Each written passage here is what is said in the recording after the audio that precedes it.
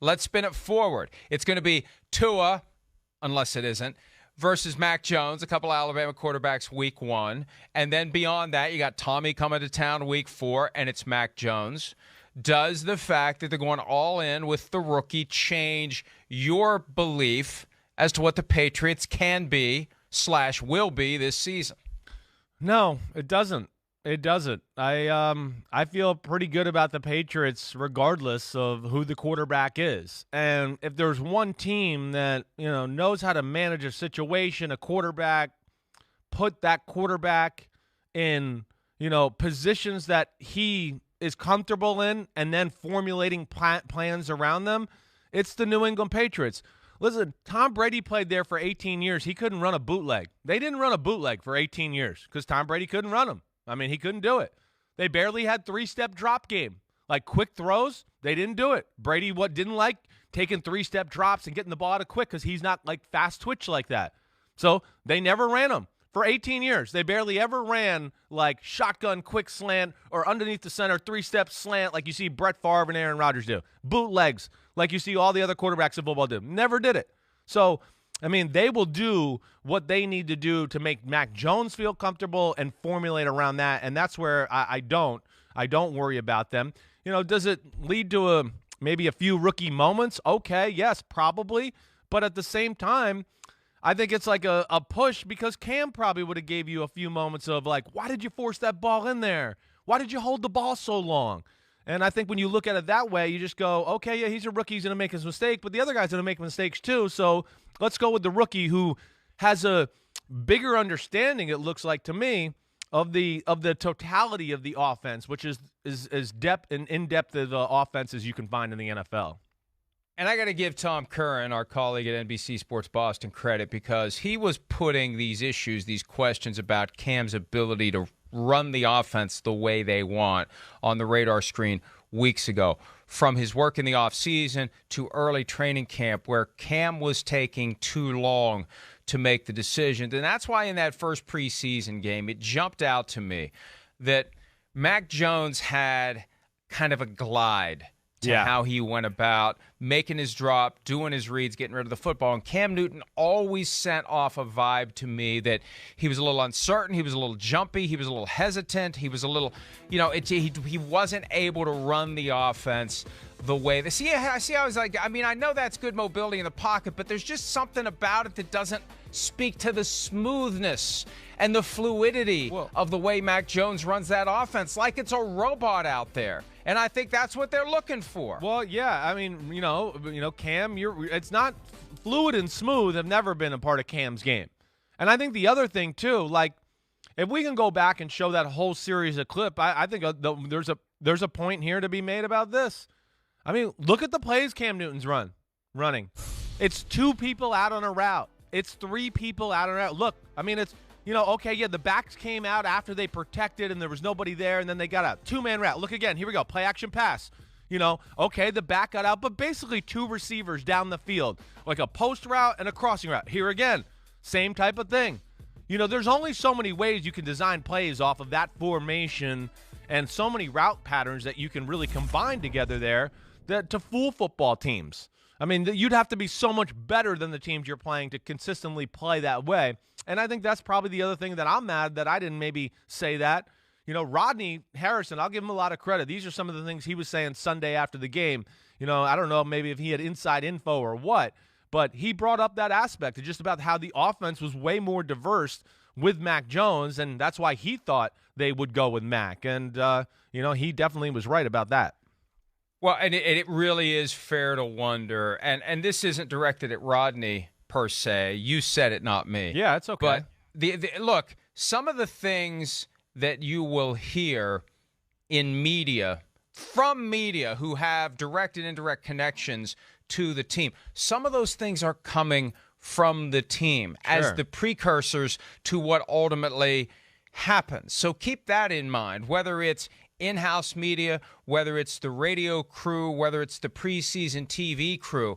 At some point, a guy like Belichick, who is smart enough to use everything at his advantage to get to where he wants to be, he may have said something to someone that trickles out, and you, in hindsight, can say, ha.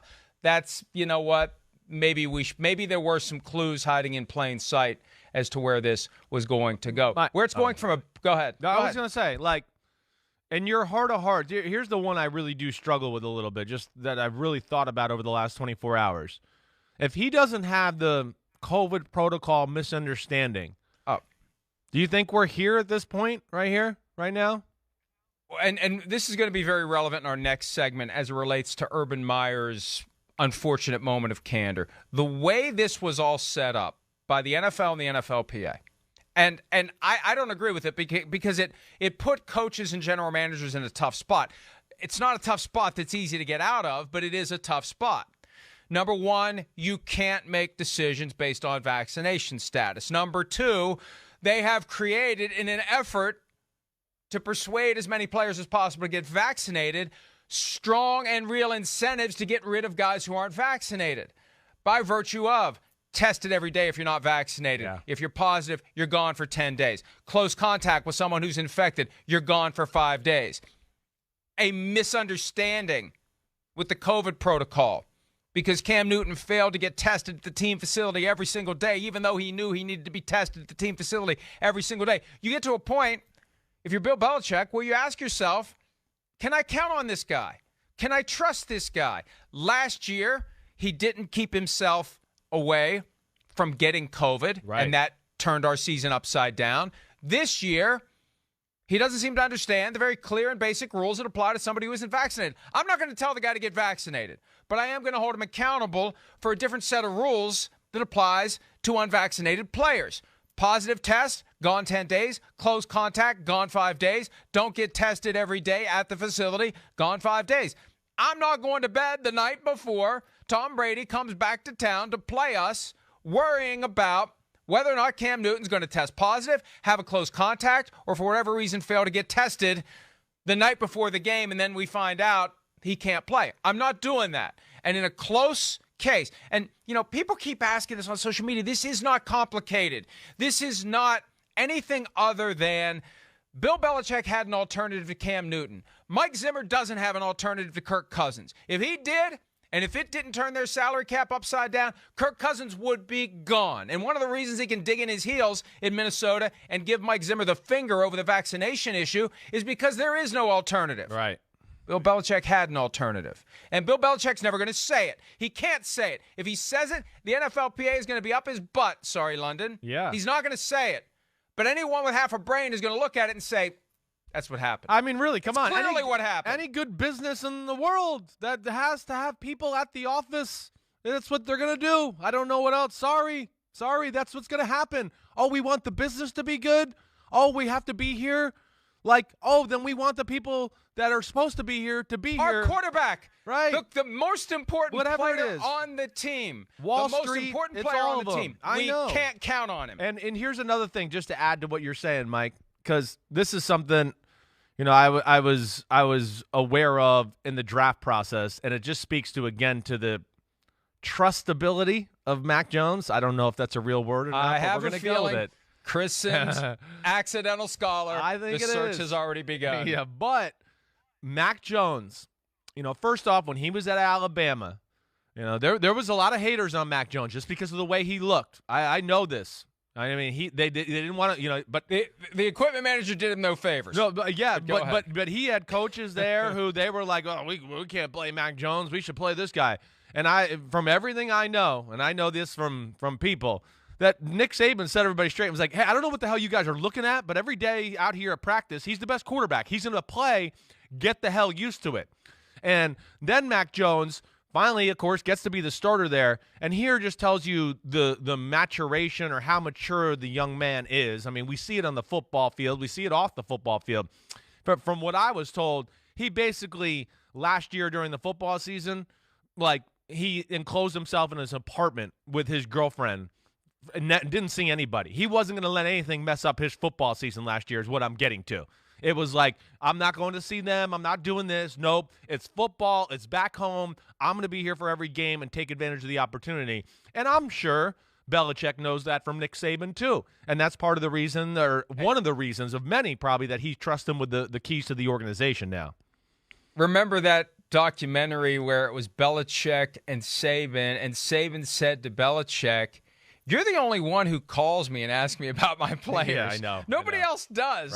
Right? So, yeah, Belichick knows all that. Before he uses the first-round pick on Mac Jones, he's going to do the simplest of due diligence, which is talking to Nick Saban. Why should I take this guy? Tell me why I should take this guy. And Saban's going to tell him the truth, too, because Saban does not benefit his program if one of his guys ends up in a big spot and, as you would say, sorry, London in advance, craps down his leg. Yes. That doesn't help the Alabama Crimson Tide. Right. No, exactly right. Saban is he's Belichick of the college coaches. I mean, they have the same thought process, the way they go about their business, and Bill just more suited for the NFL and Nick's more suited for college football. But Mac Jones is suited for both. And, I see all the things yesterday, like, on social media. This guy got cut and he's not on our team. And it's, Cam Newton with all these muscles popping out. And then there's that picture of Mac Jones with, the cigar in his mouth and a little bit of the belly. And it doesn't look good. Not a little bit. Not a little bit. Hey, well, haven't we learned? Don't judge books by its cover, everybody. I mean, damn, if we look at Tom Brady coming out of college, you wouldn't think he's the GOAT. I know that. So let's just, calm down and see how this goes. Because on the field right now, Mac Jones is very, very impressive. I'm still amazed by the situation. I didn't know if Bill and company would start him week 1, but they are, and I'm really excited to see how it goes. You did say he was the most NFL-ready quarterback coming out of the draft, and he was the 5th of the 5 first-rounders. And I appreciate the fact that somebody posted that photo of Mac Jones yesterday. It inspired me to eat an extra piece of pizza last night. So thank you for whoever put that out there.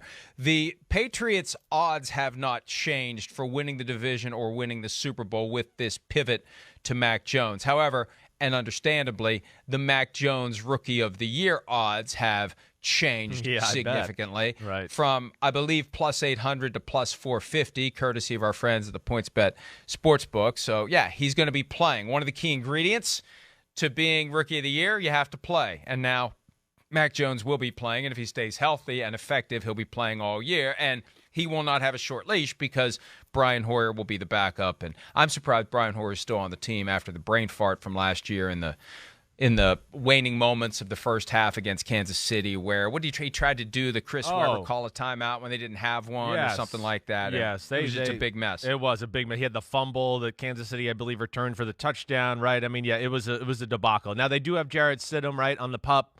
I do still think there's belief in him up there that he could be a solid backup or a guy they could go to. But hey, clearly we know who the man is, and he's shown us he's the man. Mac, he really, I mean, it's unreal.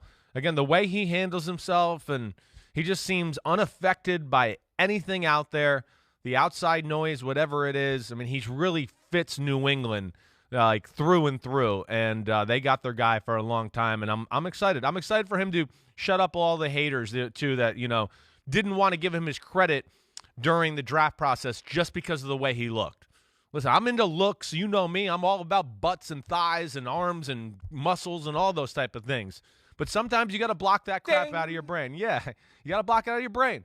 And you got to evaluate it for what it is. Mac Jones is incredibly quick feet, incredible great feel in the pocket, like Brady that way. He can run better than people give him credit for. He'll get out of the pocket a few times this year, and people are going to go, oh, he is a little faster than I thought. And then, of course, the throwing, the anticipation, the location of the ball is Drew Brees and Tom Brady-ish. And I compared him to Drew Brees coming out in the draft. He was the most NFL ready, and now we're gonna get to see it with the New England scheme behind him. It's a weird transformation when you put him in that Patriots uniform. I was stunned that first preseason game. That's not the Mac Jones I saw kind of clumping around the field with Alabama. And it's kind of like putting Michael Keaton in the Batman suit. That's a timely reference from 1989. But they put these actors in the superhero suit, and all of a sudden it's a different person. Yeah. It's like, that's not, I don't have a six-pack. That's six-packs from the suit. I don't know what the equipment manager did in New England, but Mac Jones looks like a very different guy than the guy who showed up in that photo that we saw yesterday on social media. Hi, I'm Mike Tirico, and thanks for watching. Make sure to hit subscribe for the latest news and highlights from NBC Sports.